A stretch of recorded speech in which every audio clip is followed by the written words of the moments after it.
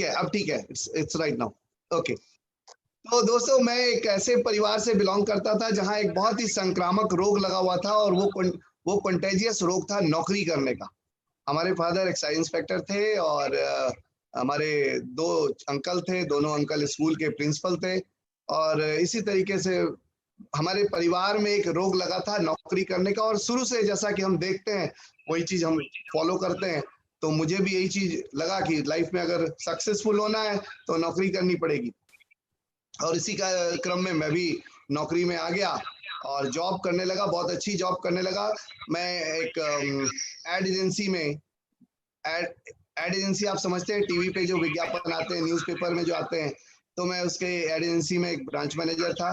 मैंने ज्वाइन तो किया था एज ए ट्रेनी, और 18 महीने में 5 प्रमोशन लेके मैं उस पूरे यूपी का हेड बन गया। और प्रिंट और इलेक्ट्रॉनिक मीडिया में डील किया करता था। तो उसी दौरान ये नौकरी चल रही थी और बहुत अच्छा लाइफ चल रहा था। बैचलर थे, यंग थे, खूब मस्ती करते थे, अच्छी सैलरी थी। मस्ती इसलिए करते थे क्योंकि अच्छी सैलरी थी, और सैलरी के साथ साथ एडवर्टाइजिंग एजेंसी में क्या होता है ना कि कोई प्रोडक्ट होता नहीं है जिसको बेचना है, कोई टारगेट नहीं होता है। वहां पे हम कॉन्सेप्ट डेवलप किया करते हैं दूसरों के लिए। किसी की साइकिल की कंपनी है तो वो आते हैं हमारे पास बोलने के लिए कि कुछ ऐसा कॉन्सेप्ट डेवलप कीजिए जिससे हमारी साइकिल की सेल बढ़ जाए। तो हम कुछ ना कुछ नए आइडियाज, नए थॉट्स पे काम किया करते थे। और अच्छा इसलिए लगता था क्योंकि वहां पे हमें celebrities, cricket star, film star, models के साथ मिलने जुलने का मौका मिलता था। बहुत अच्छा लगता था उस लाइफ को। मैं क्या बताऊं, उस वक्त ये मोबाइल फोन नहीं हुआ करता था, वरना मैं सेल्फी खींचा करता माधुरी दीक्षित, अनिल कपूर, बोनी कपूर, डैनी डेंगजोपा, ऋतिक रोशन, अमीषा पटेल, बॉबी देओल, सनी देओल, मनोज बाजपेयी, एंड बहुत सारे सो ऑन। हेमा मालिनी हमारे स्टूडियो में 7 दिन रही क्योंकि उनकी नृत्य नाटिका हम लोगों ने करवाया था, ऋषिकेश। और ये तो इस तरीके से लाइफ बड़ी अच्छी चल रही थी, एंजॉय कर रहे थे। लेकिन उसी दौरान एक ऐसे साइंटिस्ट से मिलने का मौका मिला जिन्होंने मुझे एक कॉन्सेप्ट बताया नेटवर्क मार्केटिंग का। पैसिव इनकम क्या होता है उसके बारे में बताया। और जब तक ऊंट पहाड़ के नीचे ना आए तब तक पता नहीं चलता। तो मैं भी ऊंट था, घूम रहा था बिल्कुल, लेकिन जैसे ही पहाड़ के नीचे आया उन्होंने कागज पे आड़ी तिरछी रेखाएं खींच के मुझे पावर ऑफ नेटवर्क मार्केटिंग बताई। तो लगा कि ये तो बड़ा जबरदस्त चीज है, और तुरंत मैंने उस कंपनी की शुरुआत करी। जी हाँ दोस्तों, उसका नाम था एमवे। और 4 जनवरी 2000 को मैंने एमवे की शुरुआत करी थी। 8 महीने में ही मैं बहुत अच्छा अचीवर बन गया बिहार में, और मेरी ऑलमोस्ट जो सैलरी थी उससे डबल इनकम मेरी शुरू हो गई। मैं आपको बताऊं, उस वक्त मेरी सैलरी थी 11,000 रुपए मेरे सैलरी थी, और 5,000 रुपया पर्क्स था। तो जैसे ही मेरी इनकम डबल हो गई तो मैंने जॉब को रिजाइन कर दिया और फुल टाइम मैं फिर एमवे बिजनेस करने लगा। 4 साल जबरदस्त तरीके से बिजनेस किया, बहुत अच्छा बिजनेस हुआ भी, बहुत बड़ा टीम भी बना। मेरी हाईएस्ट चेक जो एमबे में गई थी वो इट वाज 78,000 रुपीज। उस वक्त 78,000 रुपीज काफी हुआ करते थे, लेकिन बहुत ज्यादा नहीं हुआ करते थे। तो जब 4 साल बीत गया तो लगा कि अब कुछ इसको और इनकम को बढ़ाया जाए। लेकिन मैं कोशिश बहुत कर रहा था, प्रयास बहुत कर रहा था, लेकिन मेहनत खूब कर रहा था, लेकिन इनकम बहुत ज्यादा सिग्निफिकेंट डिफरेंस नहीं आ पा रहा था। फिर लगा कि कुछ और लाइफ में करना चाहिए। तो तब हमने सर्चिंग मोड में शुरू कर दिया। एक बार रिक्वेस्ट करूंगा, किसी एक व्यक्ति का एक ही साथ दो या तो मोबाइल और लैपटॉप एक साथ चल रहा है जिसके कारण मेरी ही आवाज मुझे वापस आ रही है। एक बार प्लीज चेक करेंगे, किसी के अगर किसी ने ऑन कर रखा है तो डिस्टरबेंस हो रहा है। Right, thank you. तो फिर सर्चिंग मोड में आए तो फिर लगा कि क्या किया जाए, क्या किया जाए। फिर अचानक हमारे ही टीम के एक व्यक्ति थे, उन्होंने मुझे ऑफर दिया कि आइए चलिए सर, हम लोग कंस्ट्रक्शन का काम करते हैं। हमने कहा कंस्ट्रक्शन तो हमारे बिल्कुल दूर दूर से कोई नाता नहीं है। फिर उन्होंने कहा चलिए शुरुआत करते हैं, अगर होगा चलाएंगे, नहीं होगा बंद कर देंगे। मैंने भी कहा चलो ठीक है। तो हमने अपनी कंपनी बनाई, हम दोनों ने मिलकर, और उस कंपनी का नाम double diamond developers private limited आज भी चल रही है। करीब 16 अपार्टमेंट्स हमने पटना में उसके अंडर में बनाए हैं। और basically I am a builder also. तो लाइफ बड़ी अच्छी चल रही थी, और चलते चलते हमें हमने छोड़ा नहीं था। हाँ, बिजनेस नहीं कर रहे थे, लेकिन बहुत ज्यादा ध्यान नहीं दे रहे थे, लेकिन प्रोडक्ट्स यूज कर रहे थे और रेगुलर बेसिस पे बने हुए थे। तो एक बीच में अमृता आपसे बात करेंगी, इनकी अपनी स्टोरी अलग है, लेकिन इनका शुरू से एक पैशन था फॉरेन ट्रिप्स का। तो हुआ क्या कि जब मेरी शादी हुई 2005 में, तो जो मैंने बताया कि एमए के बाद वो एक बहुत क्राइसिस पीरियड हमने भी देखा, और उसी वक्त हमारी शादी हो गई, गार्जियनों ने हमारी शादी कर दी। और होता क्या है कि जब आपकी जीवन संगनी आपके पास आए, तो सपने तो बड़े हो चुके थे, जाना चाहते थे स्विट्जरलैंड हनीमून मनाने, लेकिन गए गैंगटॉक। तो कहीं ना कहीं कॉम्प्रोमाइजिंग लाइफ चल रही थी। लेकिन उस वक्त आदमी चाहता है कि हम जो कुछ भी दे सकते हैं, जो बेटर से बेटर कर सकते हैं वो करें, लेकिन अंदर से कहीं ना कहीं एक कचोट सी रही थी कि कर नहीं पा रहे हैं, कहीं ना कहीं एक तकलीफ सी थी। आपको मैं बताऊं, हमारे पटना में एक बहुत बढ़िया शॉपिंग कॉम्प्लेक्स है मौर्य लोक के नाम से, और मैं और अमृता, हमारी नई नई शादी हुई थी, हम लोग दोनों एक दूसरे का हाथ पकड़ के यूं टहलते हुए शॉपिंग कॉम्प्लेक्स में घूमा करते थे। आप सोच रहे होंगे वाह कितना मजेदार नजारा था। जी नहीं दोस्तों, मजेदार नहीं था। मैं अमृता का हाथ इसलिए पकड़ के घूमता था कि गलती से किसी शोरूम में न घुस जाए, और कहीं गलती से अगर घुस करके उसने कोई महंगी सी चीज पसंद कर ली और मुझे ना बोलना पड़ेगा, वो शर्मिंदगी में झेल नहीं सकता, इसलिए उसका हाथ पकड़ के घुमा करता था। उसको ये अलग फीलिंग आती थी कि मेरे हस्बैंड मेरा हाथ पकड़ के घूम रहे हैं, लेकिन मैं डिलिबरेटली एक अलग सेंस में चलता था, क्योंकि मुझे डिफीट पसंद नहीं था, कहीं शर्मिंदगी झेलनी पड़े, ना बोलना पड़े, जिसके लिए हम सब कुछ कर रहे हैं उसके लिए हमको ना बोलना पड़े, ये मुझे पसंद नहीं था, इसलिए पकड़ के चला करते थे। तो खैर वो क्राइसिस का फेज था। बोलते हैं जब आप सर्चिंग मोड में आते हो तो शुरू हो जाती है, चीजें मिल जाती हैं, और मिली भी। हम लोगों ने एक अच्छी लाइफ बितानी शुरू की। और ये बात है 2015 की। हम लोग, इनको शुरू से फॉरेन ट्रिप्स का बहुत ज्यादा शौक था, और मैं शुरू में हाथ में एमबे के द्वारा कई सारे हमने फॉरेन ट्रिप्स लिए, लेकिन इत्तेफाक से जब से इनसे शादी हुई इसके बाद फॉरेन ट्रिप्स बंद हो गए। बहुत बार हम लोगों ने कोशिश किया, लेकिन हम अचीव नहीं कर पाए। तो इनके मन में एक चीज बैक ऑफ द माइंड हमेशा चला करता था कि हम फॉरेन टूर कब जाएंगे। मैं बोलता था जब बोलो तब चलेंगे, जब बोलो। लेकिन वो जब बोलो कभी आता नहीं था, क्योंकि फुर्सत नहीं मिलती थी, कभी मुहूर्त नहीं निकला करता था। संजोग से 2015 की बात है, हम लोग 4 दोस्त एक साथ बैठे हुए थे, और बातों बातों में हुआ कि चलो ऑस्ट्रेलिया घूम के आते हैं। और हम लोगों ने अपना अप्लाई किया। लेकिन इत्तेफाक से 4 दोस्तों की फैमिली ने वीजा अप्लाई किया था, 2 दोस्तों की फैमिली का वीजा अप्रूव्ड हो गया, और 2 दोस्तों की फैमिली का वीजा अप्रूव्ड नहीं हुआ। जिनका नहीं हुआ उनमें से एक हमारी फैमिली थी।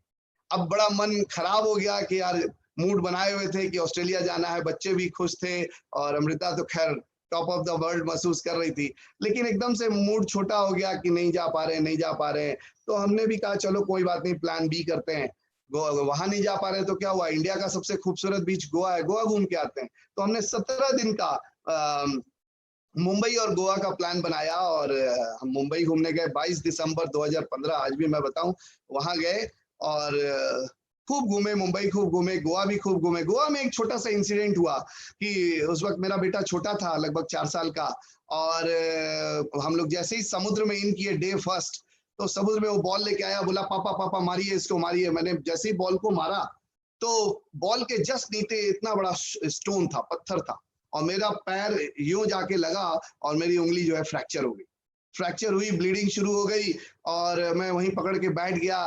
कि बहुत देर तक तो मैंने बताया नहीं, लेकिन ये नोटिस कर गई कि आप लंगड़ा रहे हैं, कोई प्रॉब्लम है। फिर मैंने बताया, फिर बैंडेज वगैरह हुआ, और 4-5 दिन जो भी हम लोग गोवा में 6 दिन जो घूमे, तो इसी बैंडेज में ही हम घूम के आए, और लौट के वापस 6 जनवरी 2016 को वापस पटना आए। तो ये एक तरफ चल रहा था। दूसरी तरफ एक और घटना हमारे साथ हुई। 26 मई 2015 की बात है। हमारे बहुत पुराने फैमिली फ्रेंड, छोटे भाई की तरह एक शख्स, राजेश गुप्ता जी का फोन आया, और उन्होंने कहा कि भैया, मैं एक्चुअली वो रहते थे भागलपुर में, तो उन्होंने कहा कि भैया मेरा बहुत अच्छा बिजनेस चल गया है, एक वाइफ है और एक छोटा बच्चा है, हम चाहते हैं कि अब पटना शिफ्ट हो जाएं, और बच्चे की स्कूलिंग और इन सब के लिए बहुत अच्छा होगा। अब इनकम भी बहुत अच्छी आ रही है, और मुझे पता है उस वक्त वो रॉयल ब्लैक डायमंड थे, और अच्छी इनकम आ रही थी, 1 लाख प्लस की उनकी इनकम भी थी। उन्होंने कहा चले आओ, बिल्कुल यहाँ हो जाएगा। तो 26 मई की बात है, 26 मई 2015, और इत्तेफाक से 27 तारीख को अगले दिन ही वो यहाँ चले आए, और उनको तुरंत मैंने एक फ्लैट दिला दिया अपने ही कैंपस में। और उन्होंने ये बोला कि मैं चूंकि टूर पे रहता हूँ, तो आपके पास ही मेरी वाइफ और बच्चे रहेंगे, तो कोई दिक्कत नहीं होगी, सब चीज का देखभाल भी होगा। तो मैंने उनको तुरंत एक फ्लैट दिला दिया, और वो आ भी गए तुरंत। अगले 2 तारीख को पूरी फैमिली के साथ शिफ्ट कर गया। पता नहीं आज भी एक गुत्थी ही है कि वो रहने आए थे कि साजिश के अंतर्गत हमको बिजनेस प्लान में ज्वाइन कराने आए थे, बिजनेस दिखाने आए थे, आज तक क्लियर नहीं हुआ, लेकिन वो तुरंत आ गए और लगातार 8 महीने तक हम लोगों ने खूब एंजॉय किया। साथ में हम लोग घूमते थे, फिरते थे, होटल जाते थे, मूवी देखते थे, वाटर पार्क जाते थे, सब कुछ करते थे। लेकिन बार बार कई बार उन्होंने छेड़ने की कोशिश की कि भैया मोदी केयर। हमने कहा देखो मोदी केयर की बात मत करना, नेटवर्किंग की बात मत करना, क्योंकि पिछले 16 सालों में मेरे दिमाग में एक चीज आ गई थी, एक फ्रेम सा बन गया था कि नेटवर्किंग बहुत बढ़िया प्लेटफॉर्म है, बहुत अच्छी चीजें होती है, प्रोडक्ट बहुत अच्छे होते हैं, सेशंस एक से एक होते हैं, सेमिनार बहुत अच्छी होती है, मोटिवेशन खूब होता है, लेकिन लोगों को पैसे नहीं आते। ये मेरे बैक ऑफ द माइंड ये पिक्चर बन चुका था, क्योंकि जिस ऑर्गेनाइजेशन में मैं काम कर रहा था, मैं देख पा रहा था कि बहुत ज्यादा लोग पैसे नहीं बना रहे हैं और बातें बड़ी बड़ी कर रहे हैं, लंबी लंबी छोड़े जा रहे हैं। मैं तो यही सोचता था कि फेंकने की दुनिया है, जितना फेंक सकता है लोग फेंकता है, एक्चुअल स्थिति में पैसे आते नहीं। तो ये मेरा बैक ऑफ द माइंड ये फ्रेम चल रहा था, इसीलिए मैंने उनको बोल रखा था कि मैं अब नेटवर्किंग की दुनिया में जाने वाला नहीं हूं, मेरा कोई इंटरेस्ट नहीं है, इसलिए प्लीज इस चैप्टर को कभी ओपन मत करना। लेकिन नेटवर्कर कहाँ मानने वाला हो, बार बार लगातार, बार बार लगातार, बार बार लगातार। एक इंसिडेंट आप लोगों को बताना चाहूंगा कि एक दिन रात में डिनर करके हम लोग आ रहे थे, मैं ड्राइविंग कर रहा था, बगल में राजेश जी बैठे थे, मेरे पीछे अमृता और मनीषा और बच्चे लोग बैठे थे गाड़ी में। अचानक कुछ ऐसी बातचीत चली कि अचानक राजेश जी ने, जो नेटवर्कर की आदत होती है घूम फिर के वो अपने ट्रैक पे लेके जाने की कोशिश करता है, तो उस दिन भी उन्होंने मोदी केयर के ऊपर ले जाने की कोशिश की और मैंने तुरंत ब्रेक मार दिया गाड़ी का, इतनी तेज ब्रेक मारा, हमने कहा फिर तुमने शुरू कर दिया मोदी केयर। मैंने बोला है ना कि मेरे से मोदी केयर की बात नाम मत लेना, अगर फिर दोबारा करोगे तो यही उतार दूंगा गाड़ी में से और पैदल घर आना, मैं छोड़ के चला जाऊंगा। ये इंसिडेंट बीत गई दोस्तों, मैं जानबूझ के ये इंसिडेंट आपको बता रहा हूँ। रात में आए तो अमृता घर पहुंचने के बाद खूब गुस्सा, आप अजब करते हैं, गजीब करते हैं, इस तरीके से किसी के साथ बदतमीजी की जाती है। बाद में मुझे भी रियलाइज हुआ, लेकिन मैं बोला जब मैं उसको बोल रहा हूँ कि मुझे कोई इंटरेस्ट नहीं है मोदी केयर में, तो वो क्यों बार बार मुझे पोक करता है, समझ लीजिए, और वो मुझे क्या बताएगा नेटवर्किंग। मैं ही उसको नेटवर्किंग की दुनिया में लाया था, तो अब वो मुझे सिखाएगा कि नेटवर्किंग क्या है। मैं जब करना नहीं चाहता तो वो मुझे बार बार क्यों बोल रहा। दोस्तों ये बात मैं आपको इसलिए बताना चाह रहा हूं कि आप सोचिए कि वो दिन याद कीजिए जब मैंने ब्रेक मार करके राजेश जी को बोला कि अगर नेटवर्किंग और मोदी केयर की बात की तो गाड़ी से बाहर उतार दूंगा, पैदल आना। और आज वही शख्स आपको बैठ के मोदी केयर के बारे में बता रहा है। This is the difference, this is the difference. तो होता क्या है, इसमें हम थैंक यू बोलना चाहेंगे राजेश जी को कि उन्होंने मेरे इतना बोलने के बावजूद भी अपना प्रयास करना नहीं छोड़ा, लगातार वो लगे रहे, बार बार लगातार, बार बार लगातार। और यही हुआ दोस्तों, जब 6 जनवरी को जब मैं उंगली फ्रैक्चर करवा के पांव को डैमेज करके वापस आया गोवा से, तब राजेश जी को मौका मिल गया।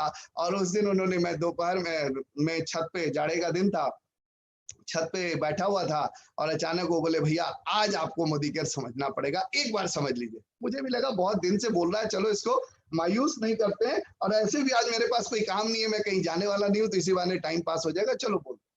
वो तुरंत भाग के गया, बैग लेके आया, वो अपना पूरा डेमो किट प्लान ब्ला ब्ला ब्ला बोलना शुरू किया, ये वो। अब यकीन मानिए दोस्तों 99% उसने क्या बोला मैंने सुना ही नहीं, क्योंकि वो बोल यहाँ रहा था, प्लान नीचे दिखा रहा था, मैं सोच किसी और को रहा था कि छड़ वाले को इतना पेमेंट देना है, उससे उतना लाना है। मैं सिर्फ उसका दिल रखने के लिए सुन रहा था। पूरा प्लान वो बता गया, उसके बाद वो डेमो शुरू किया उसने। जैसे ही उसने डेमो शुरू किया और जैसे ही नीला पानी सफेद हुआ, मेरा इंटरेस्ट वहां पे आ गया। That was the only turning point. हमने कहा हुआ क्या ये, आखिर ये क्या हुआ, ये क्या, फिर से दिखाओ, क्या बताओ दोस्तों।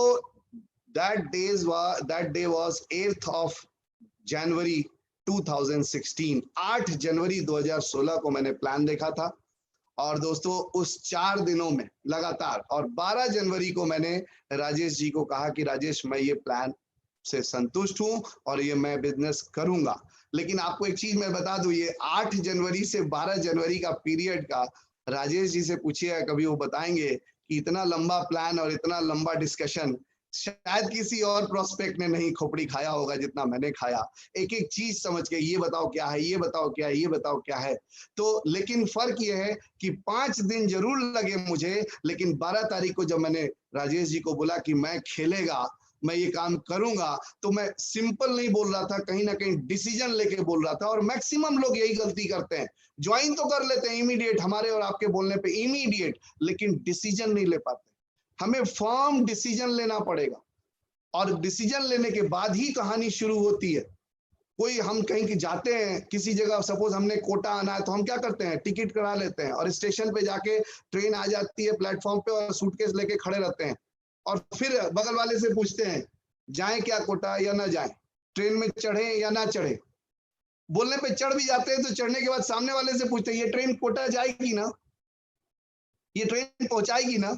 वो बोलता है हाँ कोटा ही जाएगी। फिर अगले स्टेशन जब ट्रेन रुकती है, तो फिर भाग के नीचे उतरते हैं और ड्राइवर के पास जाते हैं, और फिर ड्राइवर से पूछते हैं ड्राइवर भैया ये आप कोटा पहुंचा दोगे ना। ऐसा करते हैं क्या? जी नहीं दोस्तों, ऐसा नहीं करते हैं। क्यों? क्योंकि हम डिसीजन ले चुके होते हैं कि हमें कोटा जाना है। लेकिन मोदी केयर की दुनिया में हम उल्टा काम करते हैं, बिना डिसीजन लिए गाड़ी के डब्बे में चढ़ जाते हैं, और बार बार अपने अपलाइन से पूछते हैं 2,000 रुपया आएगा ना, 10,000 रुपया आएगा ना, 50,000 की इनकम आ जाएगी ना, हम जीबीडी बन जाएंगे ना। तो डिसीजन आपने लेना है, उसके बाद तो तमाम चीजें आपको पहुंचाने के लिए लगी पड़ी हैं।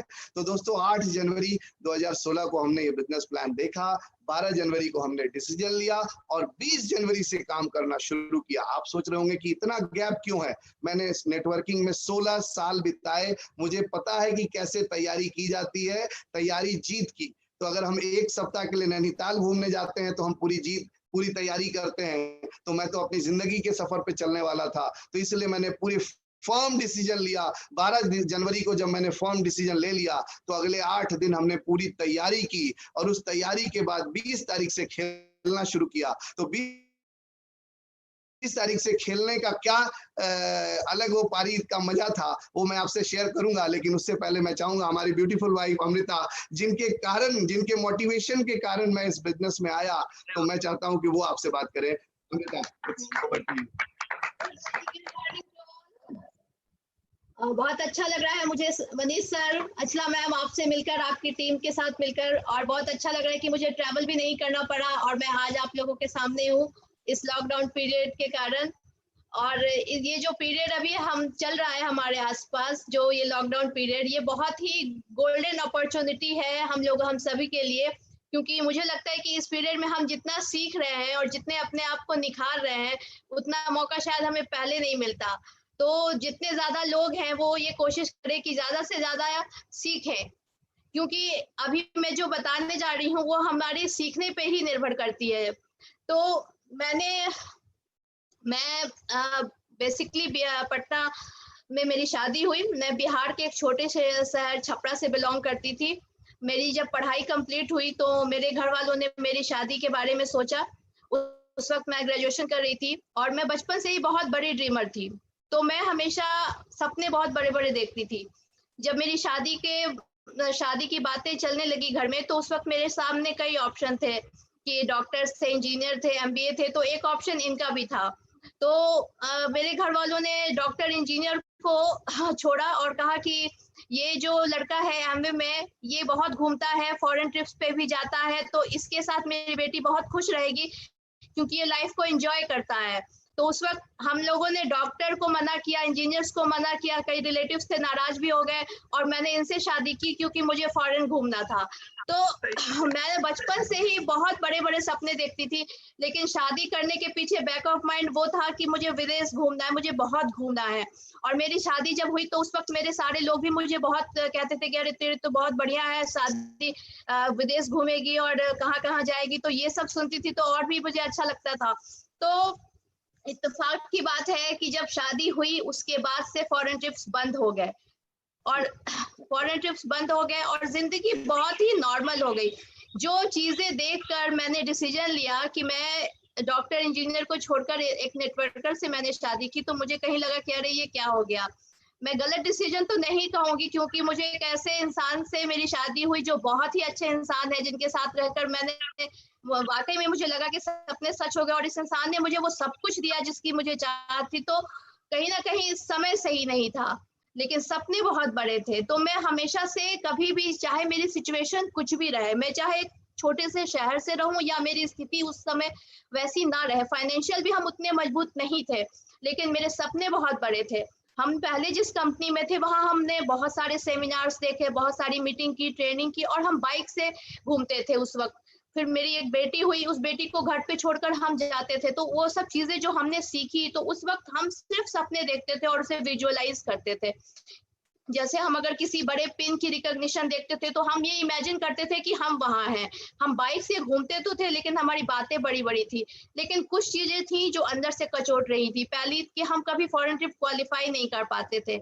हम अगर किसी को ये कहते हैं कि आप इस बिजनेस में आइए, आप भी हमारे साथ फॉरेन चलिए, इसमें बहुत पैसा है, तो लोग सबसे पहले आपको देखते हैं। तो फिर साल के अंत में वो पूछते हैं कि अरे आप नहीं गए फॉरेन ट्रिप पे। तो ये चीजें मुझे बहुत चुभती थी। तो फिर एक कॉन्फिडेंस बहुत ही लूज हो जाता था उस वक्त, जब मैं ये सोचती थी कि मैं क्या बोलूं किसी को, कि मैं खुद नहीं जा पाती तो मैं दूसरों को क्या सपने दिखाऊंगी। लेकिन फिर भी मैं कहीं ना कहीं दूसरों के बारे में सोचकर कमजोर पड़ती थी, लेकिन जहां मेरी खुद के सपनों की बात आती थी मैं कमजोर नहीं पड़ती थी, क्योंकि मुझे पता था कि मेरे सपने पूरे होंगे। और बहुत ही अच्छा लगा मुझे कि ऐसी हमारी जिंदगी चल रही थी। लेकिन उस कंपनी में हमें बहुत सारे लोग ऐसे मिले जिन्होंने हमारा बहुत मजाक उड़ाया, हमारे फॉरेन ट्रिप नहीं जाने पर बहुत हंसी उड़ाई। उस कंपनी में हमें बताया गया कि आपको अगर किसी फॉरेन ट्रिप पे जाना है, उसका स्टिकर आप अपने बेडरूम, बाथरूम, ड्राइंग रूम में चिपकाओ। तो लोग पूछते थे कि क्या हुआ, ये स्टिकर जो चिपकाया, आप तो यहाँ गए नहीं। तो उस वक्त मैं इतनी दुखी हो जाती थी कि मैं आंखों से मेरे आंसू तो नहीं गिरते थे, लेकिन मैं दिल से रोती थी। लेकिन मैं बहुत बड़ी ड्रीमर थी। थोड़ी देर के लिए परेशान होती थी, लेकिन फिर मैं सपने देखने शुरू कर देती थी। और उस वक्त मैं बताऊं कि मैं बाइक से भले ही घूमती थी, बाइक से शादी के हमने 3 साल बाद कार ली, तो उन 2 साल हमने बिजनेस जब किया, तो एमवे बिजनेस को, तो हम बाइक से घूमते थे। लेकिन उस वक्त मेरे ड्रीम्स बहुत बड़े बड़े थे।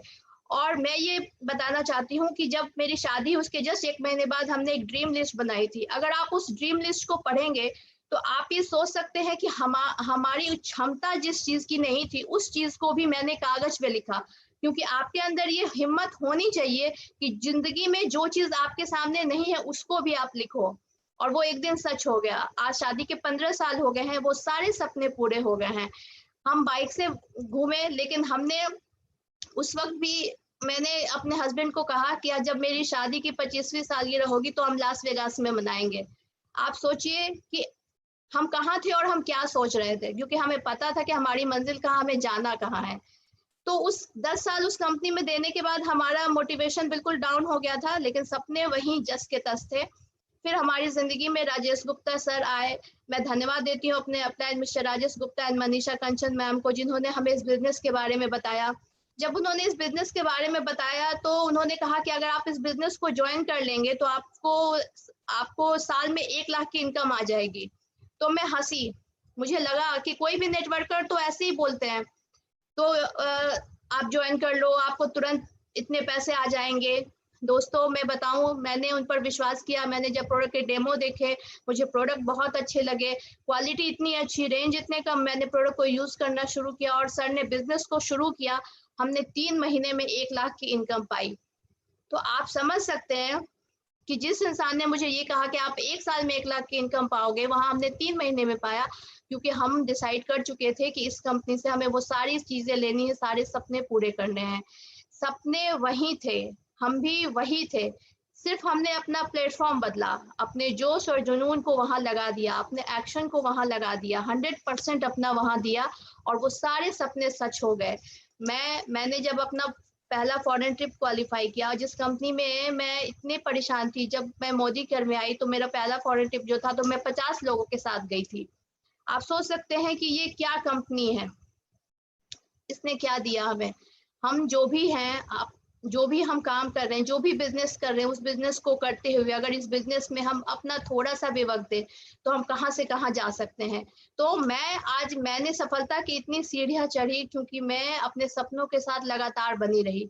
मैं मजाक मजाक में भी, हंसी में भी हमेशा बड़ी ही बातें करती हूँ, मैं कभी छोटी बातें नहीं करती। तो हमेशा मेरे घर में ये माहौल है, मेरे बच्चे भी कभी छोटी बातें नहीं करते।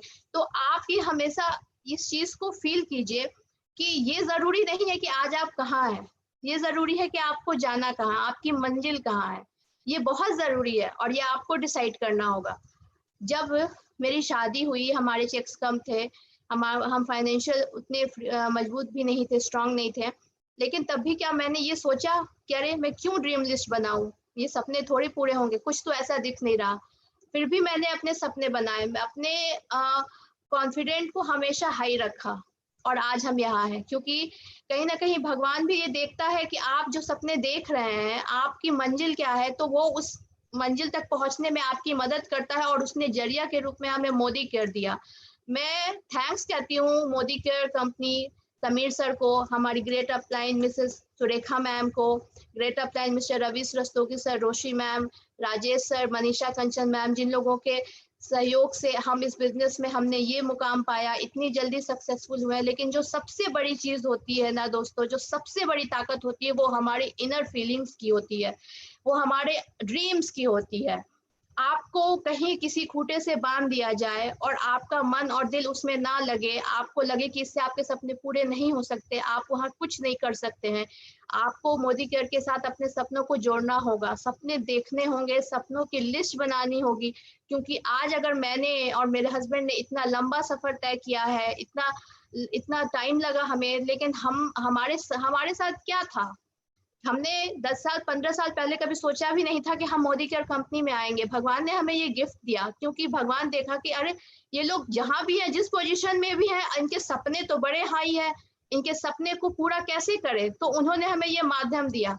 तो उसी तरह आप भी, जितने भी लोग हैं, जितनी भी पुरुष है, स्त्री हैं, जितने भी लेडीज एंड जेंट्स हैं, वो सारे जो है अपने सपनों को इस बिजनेस के साथ जोड़िए।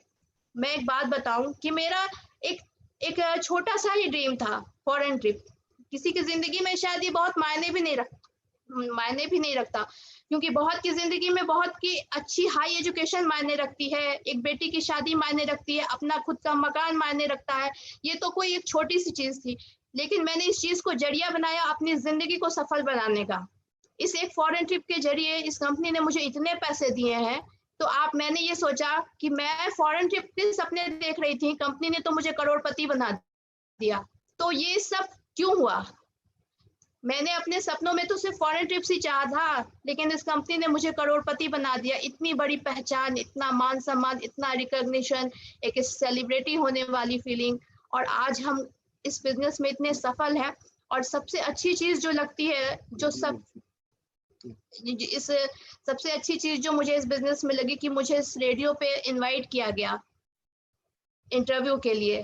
आप सोचते हैं कि मेरे 15 साल पुराने फ्रेंड्स जो मुझे नहीं, जिनसे मैं बातचीत नहीं थी, उन लोगों ने मुझे कॉल कर कर बधाइयां दी और उन्होंने कहा कि तुम डिजर्व करती हो। मैं वही उसी छोटे शहर की लड़की थी जिसने सिर्फ ग्रेजुएशन किया था और उसके सपने बड़े थे, और सपनों के कारण मैं आज इस मुकाम पे पहुंची हूँ। मैंने इस सफलता के लिए कोई डिग्री नहीं ली है, कोई पढ़ाई नहीं की है, कोई पूंजी इन्वेस्टमेंट नहीं की है, सिर्फ और सिर्फ अपने सपनों के साथ में लगी रही, चाहे परिस्थितियां कुछ भी हो। हर विपरीत परिस्थितियों में भी मेरा सपना वही था। मैं आज इस बिजनेस में सफल हूँ। ये बात जितनी ज्यादा सुकून देती है, उससे कहीं ज्यादा सुकून मुझे ये बात देती है कि हमारे नीचे जो लोग हैं वो सफल है।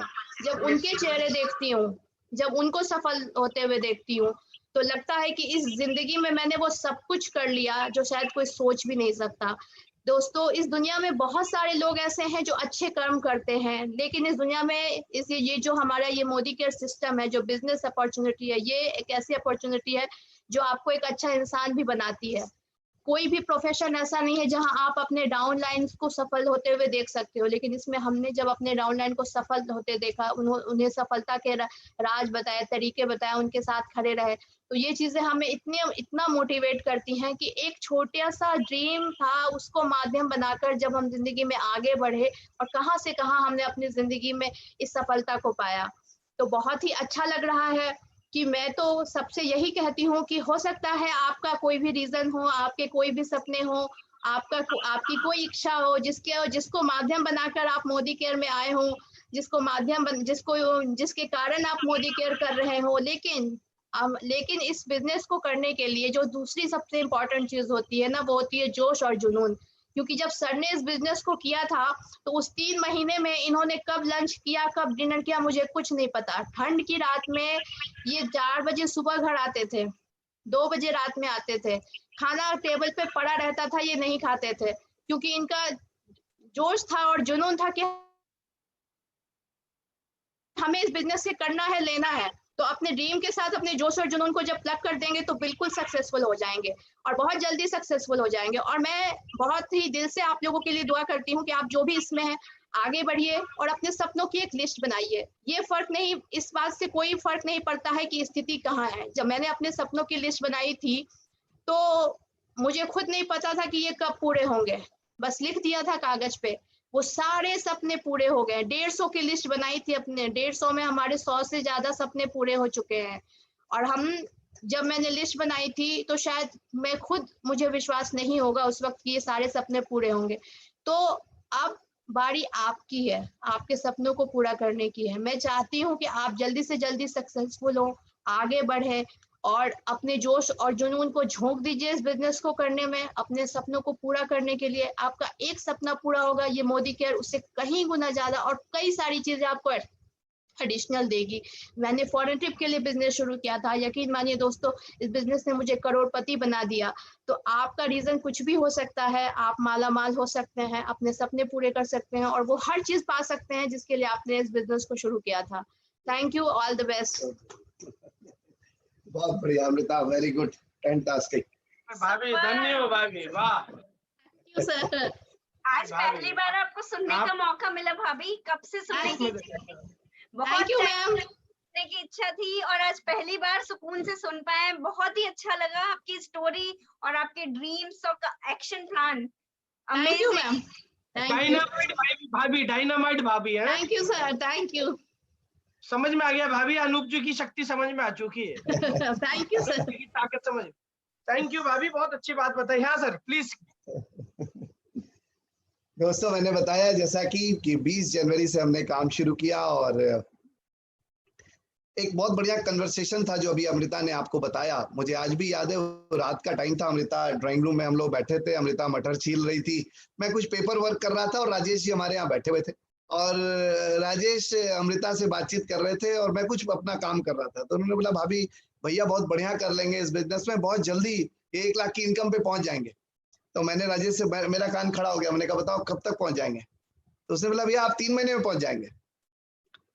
मैं सोच रहा था कि उस वक्त राजेश की इनकम लगभग 1,40,000 थी। जब राजेश पटना आए थे तो ऑलमोस्ट पिछले 6, 7, 8 महीने से उनकी इनकम 1,04,000, 1,06,000, 1,12,000, 1,18,000, 1,22,000, 1,28,000 ऐसे ही चल रही थी।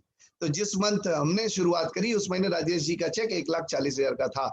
तो मैं ये सोच रहा था कि जिस बंदे को खुद करीब पौने 3 साल लगे 1 लाख की इनकम पहुंचने में और वो मुझे कह रहा है कि 3 महीने में आप 1 महीने की 1 लाख की इनकम पे पहुंच जाएंगे, तो मुझे उसका कॉन्फिडेंस बहुत क्लिक किया।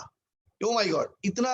उनका बैठो बैठो, चलो 3 बातें रखता हूं और उस दिन की बात बता रहा हूं, ये बड़ा फनी भी है और बड़ा मोटिवेशनल भी है। मैंने कहा राजेश तुम 3 महीना बोल रहे हो, मैं 10 दिन और 100 दिन का समय देता हूं।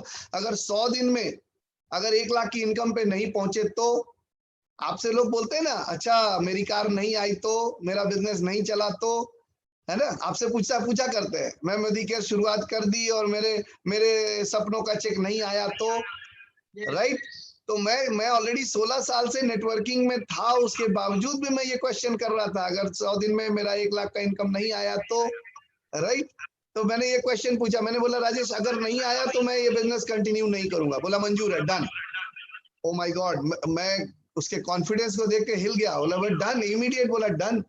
मैंने कहा चलो ठीक है, 3 शर्तें मेरी। सबसे पहला, अगर 100 दिन में 1 लाख का इनकम नहीं हुआ तो मैं ये बिजनेस कंटिन्यू नहीं करूंगा। हाँ, इस 1 लाख के पहुंचने के लिए मैं कोई कसर नहीं छोड़ूंगा। तुम बोल नहीं सकोगे कि आपने यहाँ पे चूक कर दी इसलिए इतना नहीं आ पाया। दूसरा कंडीशन, चूंकि मेरा एक फुल टाइम बिजनेस है, कंस्ट्रक्शन का काम बिल्कुल फुल स्विंग में था, एक साथ कई प्रोजेक्ट्स उस समय चल रहे थे, तो मेरे पास टाइम बिल्कुल नहीं था। तो मैंने बोला कि तुम बोलोगे कि भागलपुर चलिए, लखनऊ चलिए, बनारस चलिए, मैं कहीं नहीं जाऊंगा, पटना शहर के अलावा मैं कहीं नहीं जाऊंगा। तो उसने कहा डन। तीसरा पॉइंट हुआ कि मैंने बोला अभी ये सब कुछ मेरे से छूट चुका है, प्लान दिखाना, डेमो दिखाना, तो ये मुझे बिल्कुल अभी नहीं आता, तो अभी अगले 3 महीने तुम मुझे हेल्प करोगे। तो बोला ठीक है, जितने दिन मैं टूर पे रहता हूँ उतने दिनों के अलावा मैं जितने दिन भी रहूंगा मैं आपको हेल्प करूंगा। डन। तो डन डन डन करते हुए उसने तीनों ऑब्जेक्शन को तुरंत हैंडल कर लिया और बोला डन। और वहीं से खेल शुरू हुई दोस्तों। मैंने 8 दिन में अपनी पूरी लिस्ट बनाई, मोदी केयर के बारे में जाना, मोदी केयर के प्रोडक्ट्स के बारे में जाना, जितनी डिटेल जान सकता था अपनी नॉलेज ली, क्योंकि लोगों को आंसर हमें देना था, जानकारी हमें देनी थी, लेकिन लोगों को बाद में देना था, पहले खुद को सेटिस्फाई करना था। तो वो सारी चीजें जितना ज्यादा हम कर पाए और लोगों की लिस्ट बनाए, और 20 जनवरी से बैटिंग शुरू हो गई दोस्तों। वो 100 दिन, वो 100 डेज मैं पूरी जिंदगी नहीं भूलूंगा। आज आपके साथ बात कर रहा हूं, कल 10 साल बाद भी मैं कभी किसी मंच पे खड़ा होकर बात कर रहा हूँ तो ये 100 दिन की बात जरूर करूंगा, क्योंकि उस 100 दिनों में हमने एक ही काम किया। हम पागलों की तरह सिर्फ लोगों से प्लान और डेमो करते थे, बात करते थे। हमारे पास लोगों की कमी नहीं है। मैंने राजेश को बोला, राजेश लोग की कमी नहीं है, बस शुरू हो जा, सवेरे से लेके रात तक। जैसा कि अमृता ने बताया, आप लोग भी कोई जॉब करते होगे, कोई बिजनेस करते होगे, कोई दुकान करते होगे, कोई ऑफिस जाते होगे। आप जिस डेट में जाते हो आप उसी डेट में लौट के भी आ जाते हो। लेकिन मैं और राजेश दोनों कभी भी उस 100 दिनों में सेम डे लौट के नहीं आए। कभी 12 के बाद 12:30 बजे, कभी 1 बजे, कभी 2 बजे, कभी 2:30 बजे, कभी 3 बजे, कभी 4 बजे रात में भी आए, और फिर अगले दिन फिर 11 बजे घर से बाहर निकल गए। तो ये कंटिन्यू सिलसिला रहा। और मैं बार बार बोलता हूं, मैं तो 0% पे था, लेकिन मैं बार बार थैंक यू बोलता हूं राजेश जी का, क्योंकि राजेश जी उस समय आरबीडी थे। उन्होंने मेरे को हेल्प करी, और इतना जबरदस्त तरीके से हम लोग दोनों लोग खूब भटका करते थे। सिर्फ एक ही काम करते थे, आदमी पकड़ो प्लान डेमो, आदमी पकड़ो प्लान डेमो, आदमी पकड़ो प्लान डेमो। पकड़ने का काम मेरा था, लोगों से अपॉइंटमेंट लेने का काम मेरा हुआ करता था, और डेमो प्लान करने का काम उनका हुआ करता था। उन 100 दिनों में अगर आप हमसे पूछो कि उन 100 दिनों में हमारे दोनों लोगों की सबसे ज्यादा इच्छा क्या थी, तो वो 2 चीजों की थी। एक थी नींद और दूसरी थी भूख। मैं आपको बताऊं, हम सो नहीं पाते थे।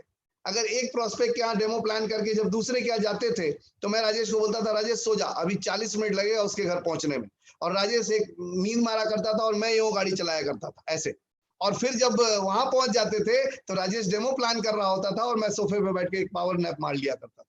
तो इस तरीके से चलती थी। और भूख की बात करें तो अगर पर डे 3 टाइम खाना होता है, तो दोस्तों 100 दिन में हमें 300 टाइम खाना था। लेकिन हमें याद नहीं है कि हम लोगों ने 150 टाइम भी खाया होगा, क्योंकि एक भूख, अलग तरह की भूख लगी हुई थी। वो सक्सेस की भूख थी। अमृता से कई बार झगड़ा भी हो जाता था। मैंने इसको एक ही चीज बोला था कि अमृता 100 दिन के लिए, अगले 100 दिन के लिए हमको भूल जाओ। बच्चे स्कूल गए नहीं गए, ट्यूटर आया नहीं आया, तुम्हारी काम वाली मेड आई नहीं आई, सब्जी है नहीं है, बगल में बर्थडे पार्टी है, उनके यहाँ वो ये है, उनके यहाँ वो है, मैं कुछ नहीं जानता। और मैं आपको बताऊं, मैं थैंक यू बोलना चाहता हूं अमृता को, क्योंकि उसके पहले कंप्लीटली ये डिपेंडेंट लेडी थी, कहीं भी अकेले कहीं नहीं जाती थी। लेकिन उन 100 दिनों में इसने, यहाँ तक कि मुझे याद है राजेश के बच्चे को फीवर हो गया तो इसने खुद से हैंडल कर लिया, हम लोगों को पता तक नहीं होने दिया। डॉक्टर के यहाँ लेके मनीषा को और बच्चे को लेके चली गई। तो मुझे कुछ नहीं पता था, मुझे एक ही चीज पता था कि कोई चीज अगर हमने पकड़ ली है तो तब तक नहीं छोड़ेंगे जब तक उस चीज को पा नहीं लेंगे। तो एक जुनून था, जो इसने बोला बिल्कुल सही बोला, जोश और जुनून था कि करना है मतलब करना है। और लोगों से सिर्फ बातें करते थे, अपॉइंटमेंट लेते थे। सिर्फ उस 100 डेज में अगर मैं ऐसे बोलूं तो एक गाने में बड़ा बढ़िया सूट करता है कि 2 दीवाने शहर में रात में या दोपहर में ढूंढते हैं, सिर्फ प्रोस्पेक्ट ढूंढते हैं और जाके डेमो प्लान दिखाते हैं। उस वक्त ये गाना बिल्कुल यही सूट करता था। बाकी हमें कुछ नजर नहीं आता था कि क्या हो रहा है, नहीं हो रहा है, ये है वो है। और ठंड का दिन था। सबसे बड़ी बात बताए दोस्तों, ठंड की दिन थी, लेकिन क्या था कि भूख लगी हुई थी। और भूख लगी थी तो मैं कभी ये नहीं सोचता था कि सामने वाला, हम लोग क्या करते हैं, फोन करते हैं किसी को, बोलते अरे अभी तो 9 बज गया, रात के 9 बज गए, अभी तो वो सो गया होगा। सर वो क्या कर रहा होगा ये मेरा टेंशन नहीं है, भूख मुझे लगी है, मुझे फोन करना पड़ेगा। मैं आपको बताऊं, एक से एक स्टोरीज है, एक से एक इंसिडेंट है। एक व्यक्ति थे जो पेशे से टीचर थे, उनको मैंने शाम के वक्त फोन किया। मैंने बोला कि आपके घर आना चाहते हैं, एक कप कॉफी पीना चाहते हैं। अरे अनूप जी आइए आइए, मोस्ट वेलकम। शाम के जब 7 बजे में 8 बजे के आसपास मैंने फोन किया तो उन्होंने बोला अभी तो मैं अपनी फैमिली के साथ डिनर करने निकल रहा हूँ। कोई बात नहीं, आप डिनर करके आइए, उसके बाद मिलेंगे। तो डेफिनेटली वो समझ तो गए होंगे कि कुछ ना कुछ लेके आ रहे हैं। लेकिन वो डिनर करके आए करीब 11:30 बजे। तब तक मैं और राजेश उनके घर के बाहर उस ठंडी में कार में बैठ के उनका इंतजार कर रहे थे। 11:30 बजे जब वो आए तो उनके घर में गए और उनको डेमो प्लान दिखाया। 1:30 बजे रात में उनके घर से निकले और आज वो जीवीडी है, जीवीडी अमित सिन्हा एंड प्रिया सिन्हा, रात के 1:30 बजे। एक और व्यक्ति है जिनको मैं अपने ऑफिस में बैठा था, मैंने उनको बोला कि हेलो सर क्या हाल है, कहाँ है? बोले मैं बस बेली रोड में ही हूँ, मेरा ऑफिस जो है वो बेली रोड में ही है, double diamond developers private construction वाला। तो मैंने कहा पिज्जा खाना है? बोलते हैं आते हैं। हम कहा जल्दी आइए पिज्जा मंगा रहे हैं। बोले 15 मिनट लगेगा। 15 मिनट जल्दी जल्दी 3 बारी फोन किया, उनको बुलाया और वो आए। जब आए तब मैंने पिज्जा ऑर्डर किया। मैं बार बार बोल रहा था पिज्जा ऑर्डर कर चुका हूँ, ठंडी हो रही, जल्दी आइए जल्दी आइए जल्दी आइए, लेकिन ऑर्डर किया नहीं था। जब मेरे ऑफिस में आ गए, गाड़ी लग गई, तब मैंने पिज्जा का ऑर्डर किया और उनको मिलवाया। ये देखिए ये हमारे मित्र हैं राजेश जी और ये हमारे मित्र हैं उत्तम जी। उन्होंने उनको डेमो प्लान दिखाया। आज उत्तम जी जीबीडी है, उनके नीचे भी जीबीडी है। तो इस तरीके से चीजें चलती गई। हमने कभी ये नहीं सोचा कि सामने वाला क्या सोचेगा। हम गलती यहीं पे करते हैं। जब आपको भूख लगती है, मैं घर आता हूं तो मैं बोलता हूँ अमृता भूख लगी है, कुछ खिलाओ। ये कहती है रोटी नहीं है, कोई बात नहीं, कुछ भी रेडीमेड लाओ। बोले रेडीमेड कुछ नहीं है, कोई बात नहीं, खीरा ककड़ी टमाटर गाजर मूली जो कुछ भी है लाओ, क्योंकि हमें भूख लगी है। लेकिन जब सक्सेस की बात आती है तो हम कंडीशनल बातें करने लगते हैं। नहीं नहीं नहीं, भिंडी का भुजिया होगा तो हम खाना खाएंगे, नहीं तो नहीं खाएंगे। वो आदमी अगर ढंग से बात करेगा तो हम उसको प्लान डेमो दिखाएंगे, नहीं तो नहीं दिखाएंगे। दोस्तों कंडीशनल सक्सेस कभी नहीं आती है। हमें अनकंडीशनल तरीके से काम करना पड़ेगा, अगेंस्ट ऑल ऑड्स काम करना पड़ेगा, अपनी सोच को चेंज करना पड़ेगा। हमारे समीर सर बोलते हैं सोच बदलो। जब तक हम सोच नहीं बदलेंगे, जहां 9 बजा नहीं 10 बजा नहीं हमें टीवी का चैनल याद आने लगता है, हमें घर का खाना याद आने लगता है, 10 बजा नहीं हमें बिस्तर याद आने लगता है, कोई फर्क नहीं पड़ता दोस्तों। मुझे एक बार वाकया याद है। एक व्यक्ति जो आज हमारे रॉयल ब्लैक डायमंड हुए हैं पिछले महीने, सुमन सर एक गवर्नमेंट एम्प्लॉय है और हमको एक क्लास 1 ऑफिसर के यहाँ लेके गए थे। मैं और राजेश गए थे, डेमो दिखा रहे थे। डेमो प्लान करने के बाद उनको ज्वाइन कराया। ज्वाइन कराने के बाद जब नीचे आए, गाड़ी में उतरे, तो राजेश बोलता है कि चलिए घर चला जाए। मैंने कहा घर? अभी तो 11:40 हो रहा है, रात के 11:40 हो रहे हैं और मैं बोल रहा हूँ अभी तो 11:40 ही हुआ, देखते हैं कोई और मिल जाए। राजेश जी उस दिन बोले बेकार आपको ज्वाइन करा दिया, अच्छा खासा थे। That was the only day जब राजेश ने ये बात बोली थी, वरना 3 महीने तक लगा था। लेकिन हम फिर भी माने नहीं। आपको मैं बता दूं, राजेश के बोलने से भी मैं माना नहीं। मैं फिर गया एक जगह प्लान दिखाने, वो आज वो प्रेसिडेंशियल डायरेक्टर है राजेश जी। तो ऐसा नहीं है, आपकी भूख कितनी लगी है उस पर डिपेंड करता है। लोग क्या कहते हैं, अरे अब तो टाइम हो गया, अब तो वो सो रहा होगा, अब तो घर चलते हैं, बच्चे रो रहे होंगे। कोई फर्क नहीं पड़ता सर। 100 दिन मैंने आपको बताया कि 100 दिन में हम लोगों ने 300 टाइम के बजाय 150 से भी कम टाइम खाना खाया होगा। मर नहीं गए, हट्टे कट्टे हैं, मस्त हैं, बिंदास हैं, एंजॉय कर रहे हैं लाइफ को। मैं कई बार बताऊं, एक बार मैंने बताया आपको कि नींद की बहुत ज्यादा तलब थी और दूसरी सबसे ज्यादा थी भूख की। आपको मैं बताऊं भूख बहुत लगती थी। फिर इनको पता चल गया तो ये बोलिए अच्छा टिफिन बना के देते हैं। गाड़ी में टिफिन पड़ा रह जाता था तो इन्होंने रेडीमेड बिस्किट्स रख दिया, मिक्सचर्स ये वो की कुछ, जब मौका मिले गाड़ी चलाते हुए खा लीजिएगा। तो ये हालत थी। हम आपको बताएं, रोल वाले को रोक के बोलते थे भाई 2 रोल बनाओ, और वो रोल बना ही रहा होता तब तक प्रोस्पेक्ट का फोन आता था, अनूप जी कहाँ है? और सर तुरंत आए, छोड़ दो, उसको भी छोड़ दिया, निकल लिए। ये स्थिति होती थी। क्यों? क्योंकि भूख लगी थी। हमें जिद्दी बनना पड़ेगा। जब तक हम जिद नहीं करेंगे ना, किसी चीज के प्रति जिद नहीं बनेंगे, तब तक हम सक्सेस नहीं पा सकते। आपके घर में भी बच्चे हैं और मुझे भी पता है, सारे लोग यही बोलते हैं मेरा बेटा बहुत जिद्दी है, मेरा बच्चा बहुत जिद्दी है।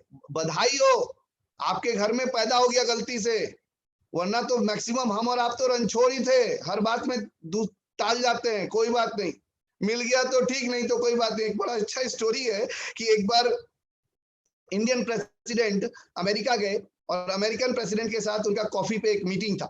जब कॉफी पे वो मीटिंग कर रहे थे तो वहां एक सिस्टम होता है कि अगर आप कॉफी पी रहे हैं तो आपको क्या करना है, कप को अगर खत्म हो गया तो और चाहिए तो आप यूं रखेंगे, अगर नहीं चाहिए तो उल्टा रख देंगे। और मतलब ये सिस्टम था। अब इंडियन प्रेसिडेंट ने कप को नहीं रखा, यूं रख दिया। अब जो वहां का हेड स्टीवर्ड था वो बड़ा परेशान, बोला कप को नहीं रखा, ये ऐसे रख दिया, मतलब क्या हुआ? अब जितने इंडियन डेलीगेट्स गए थे उनसे पूछा गया कि भाई आपके इंडियन प्रेसिडेंट ने कप को नहीं रखा, यूं रख दिया, क्या मतलब हुआ? बोले पता नहीं। फिर इंडियन एम्बेसी फोन किया गया, इंडियन एम्बेसी में पूछा गया कि भैया क्या चक्कर है, आपके प्रेसिडेंट ने कप को नहीं रखा है, यूं रख दिया लिटा के, मतलब क्या हुआ? बोले ये मैं बता नहीं पाऊंगा। फिर बहुत एपोलोजाइज करते हुए यूएस प्रेसिडेंट इंडियन प्रेसिडेंट के पास गए और उन्होंने बोला I beg you pardon sir, लेकिन हम लोग समझ नहीं पा रहे हैं, आपने कप को न यूं रखा न यूं रखा, यूं रख दिया, मतलब क्या हुआ? बोले बहुत सिंपल मतलब है तो दे दो, नहीं तो कोई बात नहीं। तो मैक्सिमम लोग हम अपनी लाइफ ऐसे ही जी रहे हैं, मिल गया तो ठीक, नहीं तो कोई बात नहीं। बहुत लोग मोदी केयर ज्वाइन करते हैं यही सोच के, चल मनीष जी बोल रहे हैं कर लेते हैं, मिल गया तो ठीक, नहीं तो कोई बात नहीं। दोस्त, अगर आप ट्राई करने आ रहे हो तो आप पहले ही मत आओ। अगर आप मिल गया तो ठीक, नहीं तो कोई बात नहीं वाले एटीट्यूड से आ रहे हो तो प्लीज मत आओ, कोई जरूरत नहीं है। क्योंकि यहाँ इतिहास वही रचता है जो जिद्दी होता है। जब तक जिद नहीं ठानोगे ना तब तक नहीं होगा। मैं बता रहा था हमारे और आपके बच्चे बड़े जिद्दी हैं। अमृता के साथ मेरा बेटा जाता है मार्केट में, कोई भी चीज दिख गई वहीं रुक जाएगा। आपके साथ भी होता है, आपका बच्चा रुक गया, अब आप बोल रहे हो चलो आगे, मम्मी बोल रही आगे चलो, बोले नहीं car, mummy car, mummy car. अब मम्मी कह रही है बेटा पैसा नहीं है, पैसा घर से लेके आएंगे तब दिलाएंगे, नहीं मम्मी कार, मम्मी कार। अब कह रही बेइज्जती क्यों करवा रहे हो, पैसा नहीं है, हम नहीं जानते, वही बैठ गया जमीन में, मम्मी कार, मम्मी कार। अब मम्मी गई थी कुछ और काम से, जो पैसा लेके गई थी वो किसी और काम से लेके गई थी, अब उसको मजबूरन वहां पे वो कार दिलाना पड़ता है और बच्चा लेके आता है। आपको भी ऐसे ही जिद्दी बनना पड़ेगा। आपने ठान लिया कि हमको 5 लाख चाहिए तो आप बोलो 5 लाख। आपने ठान लिया कि हमें जिद्दी जीबीडी बनना है तो जीबीडी जीबीडी जीबीडी जीबीडी। जब आप जिद ठान लोगे तो हम ऊपर वालों के बच्चे हैं, ऊपर वाला है। अगर हम भी अपने बच्चों की तरह जिद ठान लेंगे तो एक दिन वो भी बोलेगा बड़ा जिद्दी बच्चा, जा ले जा, देता हूं तेरे को जीबीडी, जा जा बन जा जा। तो आपको भी जिद्दी बनना पड़ेगा। लेकिन होता क्या है, हम रंछोड़ बन जाते हैं। अच्छा मिल गया तो ठीक, नहीं तो कोई बात नहीं। जब आप कप खाली रख के यो रखोगे कि चाहिए मतलब चाहिए, तो देखो कैसे नहीं आती है सफलता। तो झक मार के आएगी, लेकिन आपको अपनी सोच बदलनी पड़ेगी, अपने ड्रीम को बड़ा करना पड़ेगा, पावरफुल करना पड़ेगा। जैसा कि अमृता ने बताया, ये बड़ा इमोशनल स्टोरी है। मैं आपको बताऊं, वो लिस्ट जो इसने बताई 2005 में हम लोगों ने बनाई थी। अभी 2 साल पहले, 1.5 साल पहले जब हम इस नए फ्लैट में आए तो हम शिफ्टिंग के दौरान वो अचानक वो राइटिंग पैड मेरे हाथ में आ गया, और उस राइटिंग पैड में अचानक मिला तो मैं बड़ा इमोशनल हो गया, और मैं उस लिस्ट को पलट के देखने लगा कि कौन कौन से ड्रीम्स हमने बनाए थे, और मैं टिक करने लगा कि इस दौरान कौन कौन से ड्रीम्स हमारे पूरे हुए। तो दोस्तों जब हम टिक करने लगे, एक एक करके टिक करने लगे, ये गाड़ी थी, सेट था, डायमंड सेट था, ये था, जो महिलाओं के मैक्सिमम होते हैं, और वो चीजें पूरी होती गई। और दोस्तों मेरे आंखों में आंसू आ गए कि बताओ, this is the power of written dreams and goals. तो वो तो हमारा, वो तो गलती से लिखा के और कहीं दबा पड़ा था। लेकिन आपको क्या करना है, आपको अपने रिटन गोल्स लिख करके अपने बेड के सामने, अपने अलमीरा पे, अपने बल्कि टीवी के बगल में चिपका दीजिए कि जो आपने चाहिए वो वहां टीवी के बगल में देख लीजिए। वो ड्रीम लिस्ट आपको सोने नहीं देगा, वो ड्रीम लिस्ट आपको बेचैन करके रखेगा। लेकिन फिर एक बहुत बड़ा कंडीशन है कि वो सपने आपके अपने होने चाहिए, वो दिल से होने चाहिए। ये नहीं कि किसी का देख करके आपने भी कर दिया, नहीं, वो आपके अपने दिल के करीब वाले सपने हो। फिर देखो कैसे करिश्मा होता है, फिर वो कैसी चीजें होती है। पिछले 15 सालों में वो हमारे सपनों की लिस्ट कहीं दबी पड़ी थी, बंद पड़ी थी। इसीलिए मैं आपको बोल रहा हूं कि आप किसी डायरी में लिख के और अंदर बंद करके रख मत देना, उसको पेस्ट कर दो, जहां रोज आपको वो बार बार नॉक करे। जब भी आपका मन छोटा हो, कभी भी उदासी आए, वो बार बार एनर्जी देगा, वो ऊर्जा देगा। और हर एक ड्रीम के साथ आपके अंदर एक पावर आएगा, yes I have done it, yes I have done it, yes I have done it. वो छोटा से छोटा ड्रीम, अगर आपने वो ड्रीम लिस्ट बनाई है तो उस ड्रीम लिस्ट में हो सकता है आप अकेले नहीं बनाना, अपने पत्नी, बच्चे, माँ बाप, भाई बहन सबके साथ बैठ के बनाना। हो सकता है आपकी 3 साल की, 5 साल की एक बेटी है, 6 साल की, और वो बोले पापा पापा हमको एक हेयर बैंड चाहिए पिंक कलर का, जिसमें वो रैबिट की तरह निकला रहता है, आप लिख दो। हो सकता है आपका बच्चा बोले पापा पापा हमको क्रेयॉन पेंसिल चाहिए, आप लिख दो क्रेयॉन पेंसिल। आप सोचोगे क्या ये 12 रुपए का कैमलिन का आता है, कभी भी लाके दे देंगे। नो, आप लिखो, क्योंकि वो आपके बच्चे की ड्रीम है। आपकी वाइफ बोल रही है सुनिए जी हमारे घर के बाहर ना डोरमेट नहीं है, हम लोग पुराना चीनी का बोरा रखा करते हैं या पुराना स्वेटर रखते हैं या कोई पुराना चादर रखते हैं, उसको हटा करके हम एक सुंदर सा डोरमेट रखना चाहते हैं। आप लिख दीजिए, आप कहिए कि क्या बात कर रही है ये, 50 रुपए का तो आता है, 100 रुपए का तो डोरमेट आता है, आप लिख दीजिए। आपकी वाइफ ने बोला सर हमारे बेसिन के बगल में टॉवेल हैंगर नहीं है, हम चाहते हैं कि बड़ा अच्छा लगेगा एक टॉवेल हैंगर लगा दें, लिख दीजिए। अब कुछ लोग बोलेंगे हमारे घर में डोरबेल नहीं है, जो आता है कवाड़ी पीटता है, तो एक डोरबेल लग जाएगा तो बड़ा अच्छा बोलेगा, टिंग टोंग या ओम भूर्भुवः स्वाहा या रामचरितमानस कुछ बोलेगा और हमको बड़ा अच्छा लगेगा। सर 200 रुपए का आता है एक डोरबेल, लेकिन वो आपका ड्रीम है, आप उसको लिखो और लिखने के बाद उस लिस्ट को अपने ड्राइंग रूम में ऐसी जगह चिपकाओ जहां पे रोज विजिबल हो, और शाम को जब भी जाओ, आज कल परसों जब भी जाओ, अपने बच्चे के लिए आपने वो क्रेयॉन पेंसिल खरीद के लाया, आप उस क्रेयॉन पेंसिल को देने के बाद अपने बच्चे को बोलो चल बेटा, और अपना स्केच पेन उठाओ और उसको वहां जा करके उसको टिक करो, यो आई हैव, और यहाँ एक पंच मारो, yes I have done it, yes I have done it. एक टॉवेल स्टैंड खरीद के लगाया, कोई बहुत बड़ी चीज नहीं है, लेकिन लगाने के बाद यहाँ पे एक पंच मारो, yes I have done it. आपने एक डोरमैट खरीद के लाई, आप वहां पे लगाने के बाद यहाँ पे मारो, yes I have done it. वो हर एक काम छोटा छोटा करने के बाद आप अपने आप को जब यहाँ पंच दोगे तो एक बिलीफ बढ़ाओगे कि अगर उसी लिस्ट में अंतिम में लिखा होगा जीवीडी, मर्सिडीज, स्मैक, तो वो भी एक टाइम आएगा जब आप उसको टिक करोगे और यहाँ बोलोगे yes I have done it. तो ये एक बड़ा मैजिकल चीज है, अगर आप इस चीज को करके देखोगे। और एक और बात बताएं, अगर ये आप फेनोमेना आप करते रहे तो आपके बच्चों को एक और चीज ट्रांसफर होगी, जानते हैं क्या? वो बोलेगी ये बड़ा मैजिकल लिस्ट है। कल को गलती से आपने अपना एक सपना पाल लिया कि मेरा बेटा बड़ा बन के आईएएस बनेगा, मेरा बेटा बड़ा होके डॉक्टर बनेगा, और आपने अगर उस गलती से उस पेज पे लिख दिया, उस ड्रीम बोर्ड पे लिख दिया कि मेरा बेटा आईएएस ऑफिसर बन रहा है, तो बेटे को बैक ऑफ द माइंड जाएगा कि I am going to be the IAS officer. 100% वो परसेप्शन शुरू हो जाएगा। ये ऊपर वाले का फेनोमेना है। हम जो फेंकेंगे, अगर हम पेन फेंकेंगे तो पेन ही गिरेगा, अगर हम ग्लास फेंकेंगे तो ग्लास ही गिरेगा। तो जो हम चाहते हैं वो फेंकना शुरू करो। हमारे समीर मोदी सर बोलते हैं fake it till you make it. आप जो फेंकोगे वो गिरेगा। अमृता शुरू से बोलती थी फॉरेन टूर। मैं आज नहीं बोल रहा हूँ, जिस वक्त हमारी नई नई शादी हुई थी, अभी शादी के 25 महीने नहीं हुए और इसका ड्रीम था कि हम अपना 25वां सालगिरह लॉस वेगास में मनाएंगे। पागल हो गई है क्या? खुद तो घूमने जा ही नहीं रहे और लॉस वेगास जाएगी, ठीक है? तो सपने बड़ा, अच्छा जब मैं कह रहा हूं कि पैसे थोड़ी लग रहे हैं, सोचने में क्या जाता है। अच्छा एक बात बताइए, सोचने में जब पैसा नहीं लग रहा तो छोटा क्यों सोच रहे? बड़ा सोचो। मियाँ जी बहुत खुश हुए तो चटाई पर से कूद पड़े, फायदा क्या हुआ?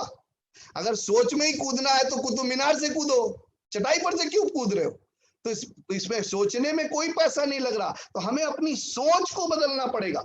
और ये 100 दिन जो हमने किया, ये सिर्फ और सिर्फ अपनी सोच के पीछे ही भागते गए। और ऐसा नहीं कि बहुत गलतियां नहीं की। मैं आपको एक घटना बताता हूँ। मैं उस वक्त जब मिलवाता था राजेश जी से कि ये देखिए मनीष त्रिपाठी जी और ये राजेश जी, और राजेश जी शुरू हो जाते थे, उनको प्लान दिखाते थे, डेमो दिखाते थे, और मैं मोबाइल लेकर के सोफे पे बैठ के कैंडी क्रश खेला करता था। आप सोच रहे हो कि कमाल है, राजेश जी प्लान दिखा रहे हैं, डेमो दिखा रहे हैं, और अनूप जी कैंडी क्रश खेल रहे हैं।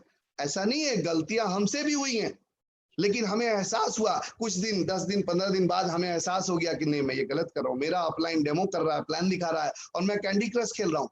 जिस दिन मुझे एहसास हो गया ना दोस्तों, उसी दिन मुझे लगता है मैं 1150 के आसपास के लेवल पे था। जो लोग कैंडी क्रश खेलते हैं उनको आइडिया है कि वहां पहुंचना में बहुत टाइम लगता है। मैं 1150 के लेवल पे था, और वो दिन का दिन है और आज का दिन है। मैंने जो कैंडी क्रश को अपने यहाँ से अनइंस्टॉल किया तो आज तक फिर मेरे मोबाइल में वापस नहीं आया। गलतियां सबसे होंगी दोस्तों, मुझसे भी हुई हैं, लेकिन गलतियां तब तक गलतियां हैं जब तक आपको एहसास नहीं हुआ। लेकिन जैसे ही आपको एहसास हो गया कि ये गलती है, उसके बाद वो क्राइम बन जाती है।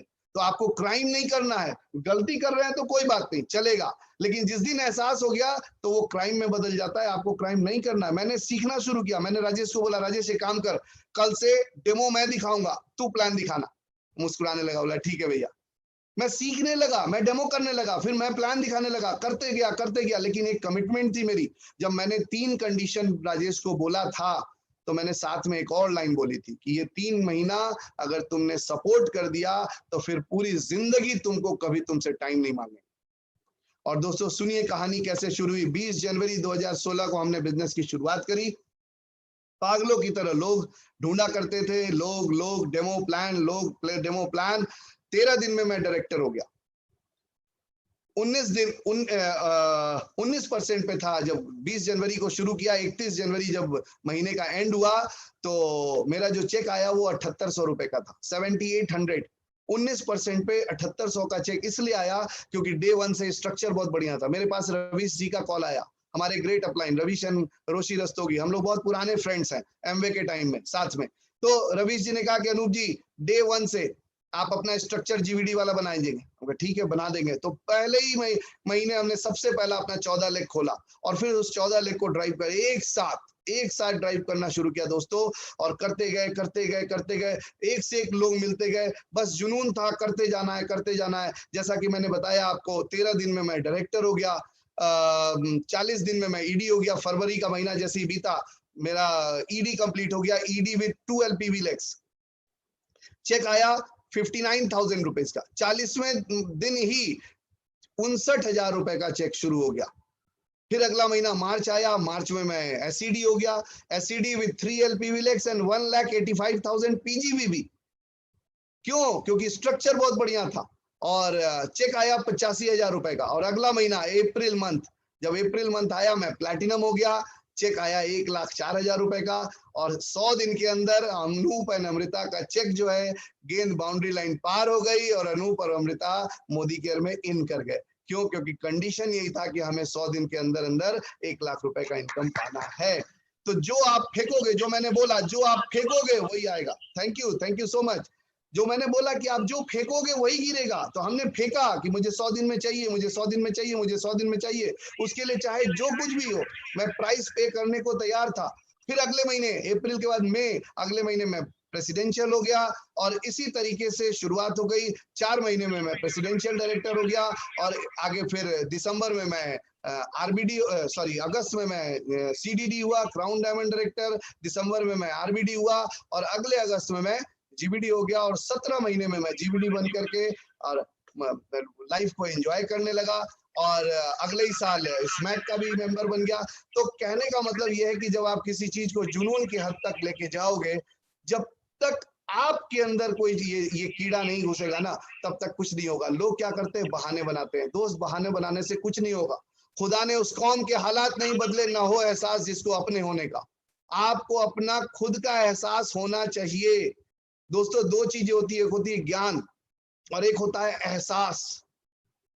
आप बोलोगे कि दोनों बराबर चीज है, मैं कहता हूं नहीं। हर आदमी को पता है कि शराब पीने से नुकसान होता है, सबको पता है।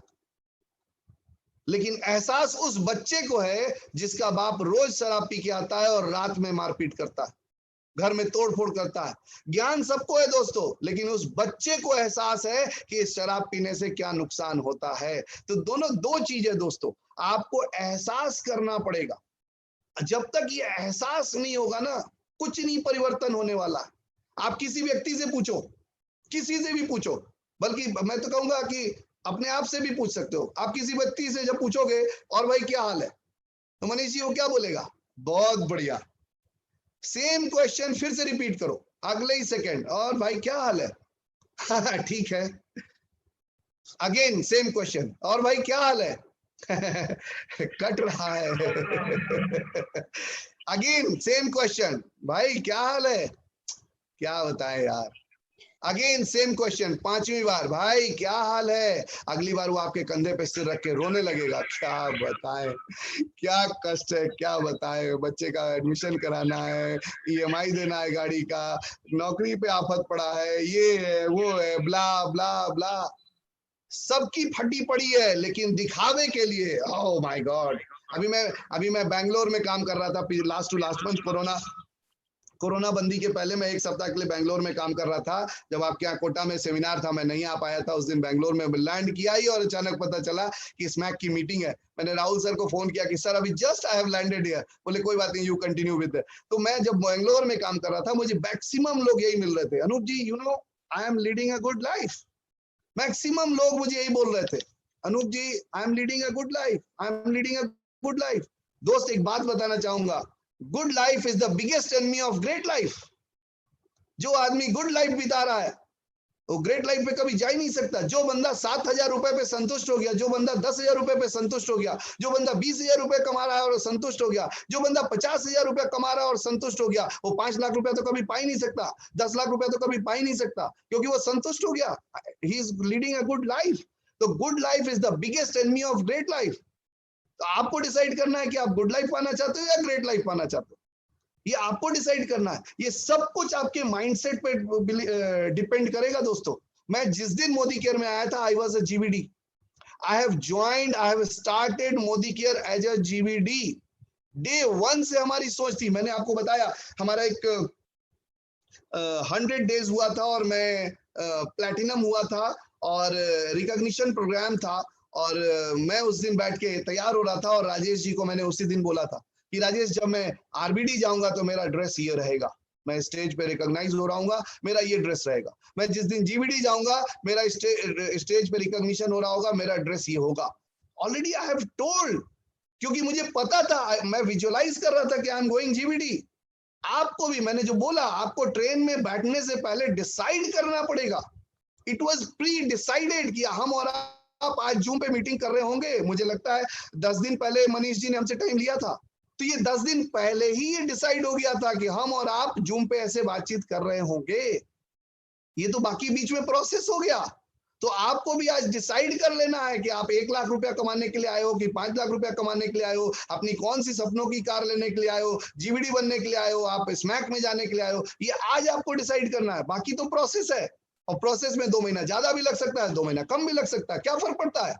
लेकिन डिसीजन आज हो जाना चाहिए, आपको आज डिसाइड कर लेना है। और बीच में कोई भी आए, कितनी भी परिस्थितियां आए, कुछ भी आए, कहीं से भटकना नहीं है। कई बार हम ऐसा होता है, हम कहीं जाने वाले होते हैं, बेंगलोर जा रहे हैं, मुंबई जा रहे हैं, फ्लाइट डिले हो गई, ट्रेन में बैठ चुके हैं, ट्रेन के अंदर हैं, अचानक ट्रेन रुक गई, 2 घंटे लेट हो गई, तो क्या उतर के वापस चले आते हैं? नहीं, मेरा डेस्टिनेशन फिक्स है।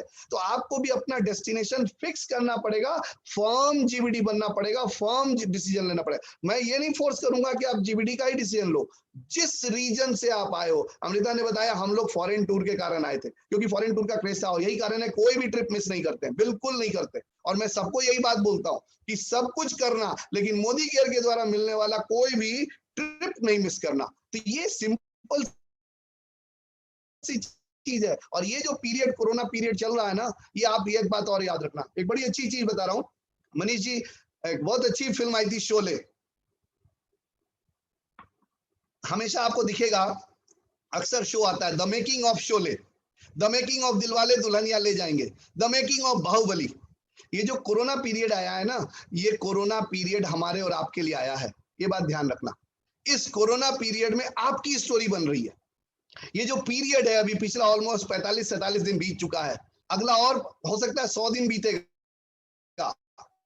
वी डोंट नो कि कितना लंबा जाएगा, और हमें इसी में खेलना होगा। हमें मीटिंग, अभी 2 ही तरह के लोग हैं, या तो वो जूम में या अपने रूम में। तो आप कौन से व्यक्ति हो, आप रूम में हो या जूम में हो? तो जो लोग जूम में वो बिजनेस बना रहे हैं, आपको भी अपनी टीम के लोगों को जूम में लाना है, रेगुलर बेसिस पे जूम में लाना है, और यहीं से बिजनेस बनेगा, लेकिन डिसीजन लेके करना है। तो ये जो कोरोना पीरियड है, ये द मेकिंग ऑफ यू है, ये आपकी स्टोरी बन रही है। जिस प्रकार मैंने अपने 100 दिनों की स्टोरी सुनाई, समय कम है, बहुत ज्यादा मैं आज नहीं बात कर पाया, लेकिन कोई बात नहीं। लेकिन मैं ये गारंटी दे रहा हूं, मैं अगली बार जब भी स्टेज पे जाऊंगा, जब भी बात करूंगा, आज से 10 साल बाद भी हो सकता है, 20 साल बाद भी, ये 100 डेज जो मेरा the making of Anoop and Amrita Gupta था, यही बात करूंगा। तो आपका भी ये स्टोरी पीरियड चल रहा है, ये द मेकिंग ऑफ यू चल रहा है। आप इसको कैसे बनाते हो, आप कैसे जिद ठानते हो, आप किस तरीके से लग जाते हो। द मेकिंग ऑफ यू इस कोरोना पीरियड में बनाइए। बहुत सारे अभी टाइटल्स निकले हैं, धड़ाधड़ टाइटल निकल रहे हैं। हमारी टीम में अभी 4 जीबीडी हैं, पिछले महीने 2 आरबीडी निकले, करते जा रहे हैं, कितने 9 या 10 क्राउन निकले, इस कोरोना पीरियड में निकल रहे हैं। आप किस बात का इंतजार कर रहे हो? अभी हमारे पास डबल पीबी बोनंजा आया है। कुछ लोग जो 16% पे होंगे, जो 19% पे होंगे, वो सोच रहे होंगे कि अरे इस बोनंजा का फायदा उठा के हमको डायरेक्टर जाना है। गलत, आपकी सोच ही छोटी है। आप क्यों सोच रहे हो कि आप 16% से डायरेक्टर जाओगे? आप ये क्यों नहीं सोच रहे हो कि आपके नीचे एक डायरेक्टर जाएगा और आप सीनियर डायरेक्टर जाओगे? आप ये क्यों नहीं सोच रहे हो कि आपका 2 लेग डायरेक्टर जाएगा और आप ईडी चले जाओगे? आप ये क्यों नहीं सोच रहे हो कि आप 4 लेग इसी महीने डायरेक्टर करवा के अपना प्लैटिनम शिप लेके जाओगे?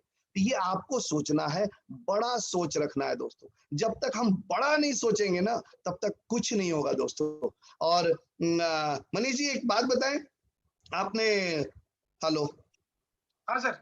एक ये सोच के ऊपर एक बड़ी अच्छी ये है कि एक बार क्या हुआ, एक मंदिर था और उस मंदिर के बाहर में बहुत सारे भिखारी बैठा करते थे।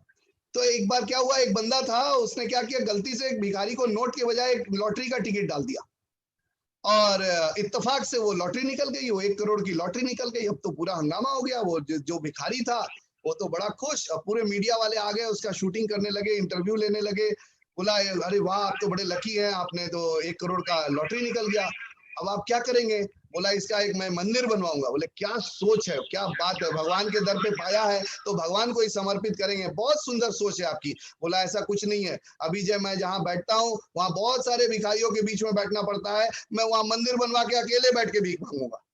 तो सोच ही है ये जब तक सोच नहीं बदलेंगे दोस्तों, आपके मोहल्ले में कोई ना कोई भिखारी होगा। आप एक काम करो, आप मुकेश अंबानी को उस भिखारी की जगह दो और उस भिखारी को मुकेश अंबानी की रिलायंस इंडस्ट्रीज की चेयर पे बैठा दो। 2 साल बाद दोनों अपने अपने जगह पे वापस आ जाएंगे। क्यों? क्योंकि मुकेश अंबानी इसलिए मुकेश अंबानी है क्योंकि इसकी सोच मुकेश अंबानी वाली है, और भिखारी इसलिए भिखारी है क्योंकि इसकी सोच भिखारी वाली है। तो ये सारा कुछ खेल जो है ये यहीं से होता है। We all are born equal with the right to be unequal. हम सब लोग जब पैदा हुए ना तो एक समान रूप से पैदा हुए थे। हमें ऐसा नहीं है कि मुकेश अंबानी को नर्स आई थी नहलाने धुलाने के बाद उसने एक रबड़ स्टैंप मारा था, ये जिंदगी जिएगा, और हम लोगों को मार दिया ये जिंदगी काटेगा। ऐसा कुछ नहीं हुआ था। हमने अपनी सोच जैसी डेवलप की वैसे ही हम आज जिंदगी जी रहे हैं। तो हमें सिंपल सी बात है, अपनी सोच को बदलना पड़ेगा दोस्तों। मनीष सर, मैं पूछ रहा था, हमारे हिंदुस्तान में एक व्यक्ति हुए जिनका नाम है दशरथ मांझी। नाम सुना है आप लोगों ने? यस। दशरथ मांझी को जानते हैं आप? यस। जानते हैं दशरथ मांझी बिहार में पटना के से करीब 100 किलोमीटर की दूरी पर एक जगह है बोधगया। उस बोधगया पे रहने वाले थे दशरथ मांझी। दशरथ मांझी को द माउंटेन मैन के नाम से जाना जाता है, पता है? उस पे एक मूवी भी बनी है। क्या स्टोरी है जी? गया में लिख के आ रहा है, गया में, बिल्कुल सही बोला आपने, गया में। स्टोरी क्या थी उनकी, कोई बताएंगे क्या? प्यार करते थे अपनी वाइफ जी, अपनी वाइफ को बहुत प्यार करते थे और वाइफ एक्सपायर हो गई थी माउंटेन से गिरकर। नहीं सर, स्टोरी ये है कि उनकी वाइफ प्रेग्नेंट थी, लेबर पेन में थी और हॉस्पिटल ले जा रहे थे। उनके घर और हॉस्पिटल के बीच में वो एक पहाड़ था और उनको हॉस्पिटल जाने के लिए पूरा पहाड़ घूम के जाना पड़ता था, और जाते जाते जाते हॉस्पिटल पहुंचने के पहले ही उनकी वाइफ ने दम तोड़ दिया। उस हॉस्पिटल के बाहर खड़े होकर के उस दशरथ मांझी ने कहा कि हे पर्वत, चैलेंज किया, हे पर्वत, तूने मेरी पत्नी की जिंदगी ली है, एक दिन मैं तेरी जिंदगी ली लूंगा। This was the confidence. और 23 साल दोस्तों, 23 साल, 1-2 दिन नहीं, 1 महीने नहीं, 23 साल लगातार। सोचिए अभी मोदी की 24 साल की है, 23 साल लगातार दशरथ मांझी रोज सुबह छेनी हथौड़ी उठाता था और जाता था और पहाड़ तोड़ता था। आपको क्या लगता है, लोगों ने उसका मजाक नहीं उड़ाया होगा? लोगों ने उसको मजाक नहीं बनाया होगा? लोग पूछते होंगे दशरथ क्या कर रहा है? बोलता था पहाड़ तोड़ रहा हूं। बोलता होगा इस छेनी हथौड़ी से पहाड़ टूटेगा, लेकिन वो लगा रहा। बारिश आई, आंधी आई, तूफान आया, धूप आई, गर्मी आई, वो लगातार सुबह उठता था और एक ही काम करता था, क्या कर रहा है? पहाड़ तोड़ा। क्या कर रहा है? पहाड़ तोड़ा। क्या कर रहा है? पहाड़ तोड़ा। 23 साल दोस्तों, 23 साल लगा रहा और उस पहाड़ को उसने चकनाचूर कर दिया और काट के उसको रास्ता बना दिया। गवर्नमेंट ने तो बाद में एंट्री मारी। तो आप ये सोचो कि वो एक अपने कमिटमेंट के ऊपर वो 23 साल टिका रहा। हम तो 23 महीने में गड़बड़ा जाते हैं, 23 दिन में गड़बड़ा जाते हैं। जहां 2-4 प्रोस्पेक्ट ने ना बोल दिया, बस सारे सपने हमारे भूल जाते हैं, वो सारे डिसीजन गायब हो जाते हैं, वो सारा ड्रीम लिस्ट गायब हो जाता है जहां 4 लोगों ने ना बोल दिया। वो बंदा लगा रहा 23 साल। क्वेश्चन इज दिस, क्या उसके मन में कभी नहीं आया कि पत्नी तो चली गई, जो अजन्मा बच्चा था वो तो पहले ही मर गया, अब मैं क्या करूं? इस पहाड़ को तोड़ के छोड़, हटाओ, रहने देते हैं, दूसरी शादी कर लेंगे, या नहीं करेंगे, छोड़ देते। ये पहाड़ तोड़ने का कमिटमेंट का को कर दिया, छोड़ दो। उस समय जोश में आके कर दिया था, मनीष जी ने प्लान दिखाया था, डेमो देखा, अच्छा लगा, जोश में बोल दिया हम भी जीवीडी जाएंगे, अब छोड़ देते हैं, क्या फर्क पड़ता है। वो उसके भी दिमाग में आया था दोस्तों। क्वेश्चन इज दिस कि उसने ऐसा क्यों किया। उसने ऐसा इसलिए किया क्योंकि वो अपनी मरी हुई पत्नी और मरे हुए बच्चे से इतना प्यार करता था कि कमिटेड हो गया कि मैं ये काम करके दिखाऊंगा। नाउ द क्वेश्चन इज कि उसकी पत्नी और बच्चे तो मरे हुए थे, हमारी पत्नी और बच्चे जिंदा हैं। क्या हम अपनी जिंदा पत्नी और बच्चों के लिए इतना कमिटमेंट नहीं कर सकते, इतना काम नहीं कर सकते? और अगर आपका क्वेश्चन आंसर है यस, तो दोस्तों लग जाओ, कुछ डेमो और करो, कुछ प्लान और करो, कुछ फोन कॉल और करो, कुछ लोगों को फोन उठाओ और बात करो। आज इस डबल पीवी बोनंजा में बात करो, बात तो करो, शुरुआत तो करो। जब तक अपने आप को लगाओगे नहीं, रिजल्ट नहीं आएगा। जिसने अपने आप को लगाया है उसी ने पाया है। और अगर आपने हाँ बोल दिया कि सचमुच मैं तैयार हूं, मैं खेलेगा, तो आपका समय शुरू होता है अब। Now the time starts. TikTok, TikTok, TikTok, TikTok, TikTok. Wish you all the best. Thank you very much. Yes sir, time starts now. Thank you very much. आप दोनों ने तो भाई गॉड आज मजा करा दिया सर, क्योंकि जो चीजें आप लोगों ने बताई हैं, जो अपने आप को लोग सूरमा समझते थे, आपको सुनने के बाद उनको समझ में आ गया होगा कि सूरमा तो सामने बैठा हुआ है। सर ऐसा कुछ नहीं। 100 दिन के अंदर जो आप लोगों ने टारगेट लिया 1 लाख रुपए का। और दोस्तों अगर किसी के सवाल हो तो प्लीज पूछ लीजिएगा, क्योंकि आज सिर्फ हम 3 सवाल लेंगे, क्योंकि सर से हमने जो टाइम लिया था वो टाइम निकल चुका है। सिर्फ 3 सवाल मैं लूंगा, किसी के भी 3 सवाल जरूरी नहीं है, क्योंकि वैसे तो सारे सवालों के जवाब मिल गए अनूप जी, आज सारी चीजें मिल गई। आप दोनों ने जो आज कमाल करा है, जो सबसे बड़ी जो लर्निंग है, जो आप दोनों से जो आज सीखने को मिली है, वो ये लर्निंग मिली है कि मैं और अचला भी यही बात कर रहे थे कि अमृता भाभी 1 सेकंड के लिए भी सोफे से नहीं उठी है। दोस्तों ये चीज नोट करने वाली बात है, हम ऐसे ही नहीं चीखते कपल है तो सफल है। अरे सफल ही जो ही होएगा जो कपल है। आज ये दोनों हस्बैंड वाइफ यहाँ पर बैठे रहे, उठे नहीं, तो जब ये दोनों बैठे रहे तो हम लोग भी नहीं उठे, क्योंकि जब आप यूनिट की तरह काम करोगे तो आपकी सामने वाली यूनिट भी आपकी तरह कॉपी करेगी, राइट है। और दूसरी देखिए सर, आज सवाल यही आ रहा है, नो सवाल, ओनली सिर्फ खेलेगा। लोग बात चैट बॉक्स में लिख लें। अच्छा आज की जो हम लोगों ने मीटिंग रखी थी, ये स्पेसिफिक मीटिंग थी सिर्फ आज। हमने पहली बार मीटिंग रखी ऐसी, डायरेक्टर एंड अबाउ का बीबीएस कराया आज हम लोगों ने। ज्यादातर तो हम लोग ओपन फॉर ऑल करते हैं। सो आज सबने ये सीखा 40 दिन के अंदर आप कैसे स्मैक के अंदर आए। ऐसे आए क्योंकि आपने राजेश जी के साथ कमिटमेंट करा 100 दिन का। 10 दिन के अंदर 12 दिन में आप डायरेक्टर हुए, then senior director, then platinum director, और बाउंड्री को आपने बॉल से बाहर फेंका 1,04,000 के साथ। यही कमिटमेंट है। आप सिर्फ लोग बागों को पकड़ते थे, उन्हें डेमो दिखाते थे और उन लोगों को प्लान दिखाते थे। ये कमिटमेंट चाहिए दोस्तों। इस कमिटमेंट के साथ कोई भी व्यक्ति 100 दिन में नहीं, वो 90 दिन के अंदर 1 लाख ठोक सकता है, क्योंकि 100 दिन के अंदर कोई ठोक चुका है। एक दशरथ मांझी अगर पहाड़ तोड़ सकता है तो आप लोग भी पहाड़ तोड़ सकते हैं।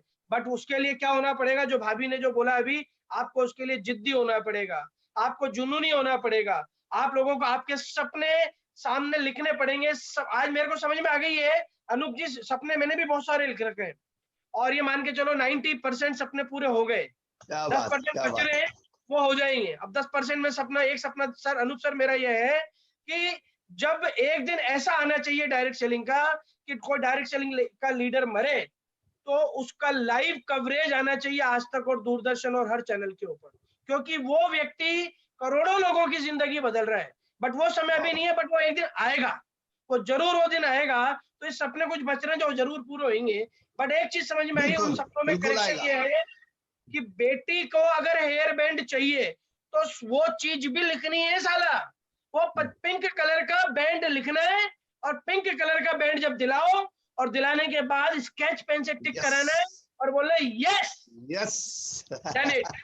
ये धीरे धीरे कॉन्फिडेंस लेकर आएगा, ये धीरे धीरे पूरे परिवार की मानसिकता चेंज कर देगा, क्योंकि सारे गेम सर यहीं से ही चलते हैं। बाकी सर रियली आज का मजा आ गया। मैं आपको और अचला, हम दोनों, आप दोनों हसीन जोड़ी को, इस हसीन जोड़ी की तरफ से धन्यवाद, क्योंकि मोदी केयर में जितनी भी जोड़ियां सब हसीन है। मेरी पूरी टीम आपको थैंक यू बोल रही है सर। मैं चाहूंगा you. मेरी पूरी टीम से कि वो नीचे चैट बॉक्स में आपको धन्यवाद की झड़ी लगा दें, अगर कुछ समझ में आया हो तो। अपलाइन बोल रही है इसलिए नहीं, कुछ अच्छा लगा हो, एक चीज नोट करके इनकी उसको जीवन में उतार लो। मेरे को भाभी की एक बात बहुत अच्छी लगी, उस बात के ऊपर मैं जिंदा हूँ सर। मैं भी उसी लाइन के ऊपर काम करता हूँ। एक सपना पकड़ लो, बस एक सपना पकड़ लो, आपकी पूरी जिंदगी चेंज हो जाएगी। और जब वो सपना पूरा होगा तो कई हजारों लोगों की जिंदगी चेंज हो जाएगी। मेरा सपना था अनूप जी इस बिजनेस में जब आया, मेरी धर्म पत्नी को लंदन लेकर जाने का, यही ड्रीम था बस मेरा। भाई क्या बात इसको है, कैसे भी करके क्या लंदन बात लेके जाऊंगा। वो लंदन क्या हुआ, हमारी सारी लाइफ चेंज हो गई। आज 235 लोगों ने गाड़ियां खरीद ली, आज अराउंड 900 लोग प्लस फॉरेन ट्रिप करिए है, सिर्फ एक ड्रीम के पीछे है कि मुझे मेरी बीवी को लंदन ले जाना है। दोस्तों Great. एक ड्रीम पकड़ लो, बस सारी चीजें सेट हो जाएंगी। वंस अगेन हाथ जोड़कर आप दोनों को, अनूप जी को और भाभी को थैंक यू। धन्यवाद। Thank but you. Thank you ma'am. ये मामला